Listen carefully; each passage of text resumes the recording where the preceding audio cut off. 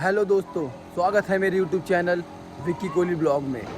दोस्तों, मेरा आज का वीडियो जो मेरी खुद की गाड़ी है डटसन, वो काफ़ी टाइम से है मेरे पास में और जो कि काफ़ी डैमेज भी हो गई है और जिसमें कि उसकी हालत भी बहुत ख़राब सी है और काफ़ी बेकार सी लगती है देखने में। पेंट वगैरह उधर गया उसका। और चलिए, मैं आज उस पर काम करवाने के लिए आया हुआ हूँ। अपने पेंटर भाई शहीद भाई के पास में आया हुआ हूँ और देखते हैं वो कैसे गाड़ी करते हैं पेंट। चलिए दोस्तों, वीडियो बने रहना।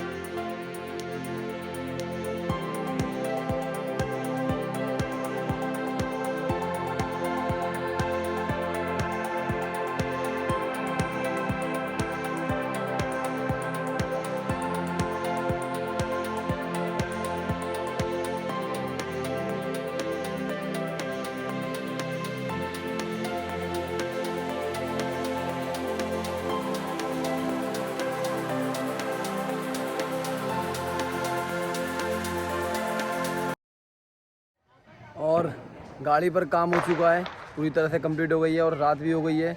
दिखाता हूँ मैं तुम्हें गाड़ी किस तरह पेंट हुई है, किस तरह चमक मार रही है गाड़ी।